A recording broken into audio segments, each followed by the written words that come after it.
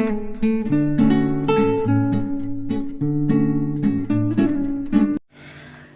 Rider return চ্যানেলে সকলকে স্বাগত। আজ ষষ্ঠ শ্রেণীর রায় ও মার্টিন প্রশ্নবিচিত্রা 2025 এই বইটি থেকে পেজ নাম্বার 206-এর পরিবেশ ও বিজ্ঞান বিষয়ের প্রথম পর্যায়ক্রমিক মূল্যায়নের 16 নম্বর স্কুল কাটোয়া কাশিরাম দাস বিদ্যায়তন এবং বেলদা প্রভাতী বালিকা বিদ্যাপীঠের প্রশ্নপত্রটি আলোচনা করে দেব। এর আগে 15 পর্যন্ত স্কুলের প্রশ্নপত্র আমি সমাধান করে দিয়েছি, তোমরা যারা সেই ভিডিওগুলি দেখোনি তারা দেখে নিতে পারো।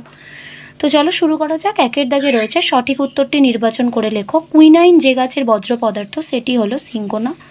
গাছেরা খাবার তৈরির সময় পরিবেশে কোন গ্যাস ত্যাগ করে? Oxygen gas. একটি রাসায়নিক সারের নাম হলো ইউরিয়া। শুঁয়োপোকা থেকে প্রজাপতি হওয়া একটি মন্থর ঘটনা। কোনটি পর্যায়বৃত্ত ঘটনা নয়? এখানের মধ্যে ভূমিকম্পটা পর্যায়বৃত্ত ঘটনা নয়। ম্যাগনেসিয়ামকে আগুনে পোড়ালে ম্যাগনেসিয়াম ও বাতাসের অক্সিজেন বিক্রিয়া করে তৈরি করে ম্যাগনেসিয়াম অক্সাইড। এরিথ্রোমাইসিন ওষুধটি পাওয়া যায় একটি ব্যাকটেরিয়া থেকে। আর্জেন্টাম হলো সিলভার। অধাতু কিন্তু তাপের সুপরিবাহী পদার্থের উদাহরণ হলো গ্রাফাইট। এরপর 2-এর দাগে রয়েছে শূন্যস্থান পূরণ করো। 1 বেরিলিয়ামের চিহ্ন হলো বিই। মিথেনে হাইড্রোজেন পরমাণুর সংখ্যা 4টি। সুতোর চেয়েও সরু সরু অংশগুলি হলো তন্তু।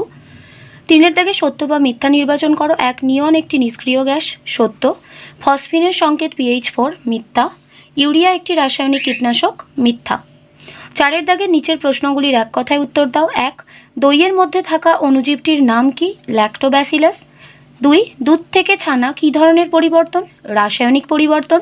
মিথেনের সংকেত লেখো CH4। 5-এর দাগে রয়েছে নিচের প্রশ্নগুলির উত্তর দাও। 1 হানিডিউ কি? জাপ পোকারা গাছের শর্করা সমৃদ্ধ রস শোষণ করে শর্করা সমৃদ্ধ বজ্র ত্যাগ করে, এই বজ্রের নামই হলো হানিডিউ। রেললাইনের জোরের মুখে ফাঁক রাখা হয় কেন? রেললাইন কাঠ বা কংক্রিটের স্লিপারের ওপর বসানো থাকে। গ্রীষ্মকালে পরিবেশের উষ্ণতা খুব বেশি থাকায় লাইনের ওপর দিয়ে ট্রেন চলাচলের সময় লোহার তৈরি রেললাইন ও চাকার ঘর্ষণের ফলে প্রচুর তাপশক্তি উৎপন্ন হয়।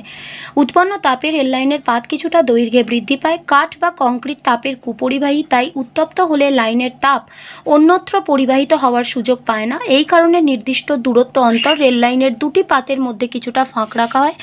রেললাইনে উপযুক্ত ফাঁক না থাকলে রেললাইনে প্রসারণজনিত বলের জন্য লাইন বেঁকে মাটি ছেড়ে উপরে উঠে পড়ত, ফলে দুর্ঘটনা ঘটত। তাই রেললাইনে পরপর দুটি পাতকে সরাসরি যুক্ত না করে কিছুটা ফাঁক রেখে দুপাশে আটকে দেওয়া হয়। এতে গরমে প্রসারণ ও ঠান্ডায় সংকোচনের কোনো সমস্যা হয় না। কেলাসন বলতে কী বোঝায়? উচ্চ উষ্ণতায় সম্পৃক্ত দ্রবণকে ধীরে ধীরে ঠান্ডা করলে কিছু পরিমাণ দ্রাব নির্দিষ্ট জ্যামিতিক আকৃতিতে অর্থাৎ কেলাস আকারে পাত্রের তলদেশে জমতে থাকে। এই পদ্ধতিকে কেলাসন বলে। যেমন NH4Cl-কে ঊর্ধ্বপাতিত করলে NH4Cl এর কেলাস পাওয়া যায়। ধান খেতে অ্যাজোলা চাষ করলে সার দিতে হয় না কেন? অ্যানাবিনা নামক সায়ানোব্যাকটেরিয়া অ্যাজোলা নামক জলজ ফার্নের পাতার গহ্বরে মিথজীবী রূপে বসবাস করে। অ্যাজোলা অ্যানাবিনা মিথজীবী সম্পর্কের মাধ্যমে ধান খেতে নাইট্রোজেন ঘটিত লবণের পরিমাণ বৃদ্ধি পায় এবং জমি প্রাকৃতিকভাবে নাইট্রোজেন ঘটিত উর্বর হয়ে ওঠে। কারণ অ্যানাবিনা বাতাসের মুক্ত নাইট্রোজেনকে আবদ্ধ করে নাইট্রেট লবণে পরিণত করে, ফলে ধান খেতে নাইট্রোজেনের পরিমাণ বৃদ্ধি পায় এবং জমিতে সার দেওয়ার প্রয়োজন হয় না।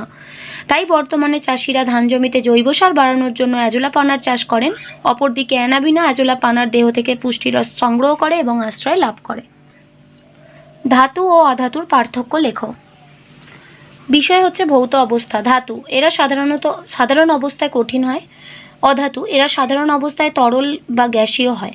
দৃঢ়তা ধাতুগুলি সাধারণত দৃঢ়, শক্ত, ওজনে ভারী হয়। অধাতুগুলি ভঙ্গুর, হালকা ও নমনীয় হয়। তাপ ও তড়িতের পরিবাহিতা ধাতু সাধারণভাবে তাপ ও তড়িতের সুপরিবাহী। অধাতু সাধারণভাবে তাপ ও তড়িতের কুপরিবাহী। ঔজ্জ্বল্য ধাতুর ধাতব ঔজ্জ্বল্য আছে, অধাতুর ঔজ্জ্বল্য নেই। মিশ্র পদার্থ কাকে বলে? দুই বা ততোধিক মৌলিক বা যৌগিক পদার্থকে যে কোনো অনুপাতে মিশিয়ে যদি এমন পদার্থ পাওয়া যায় যাতে মিশ্রিত পদার্থগুলি তাদের নিজ নিজ ধর্ম বজায় রেখে পাশাপাশি অবস্থান করে, তবে সেই পদার্থকে মিশ্র পদার্থ বা মিশ্রণ বলে। যেমন বায়ু, ধোঁয়া, চিনি ও জলের মিশ্রণ ইত্যাদি। পাউরুটির গায়ে ফুটো ফুটো থাকে কেন?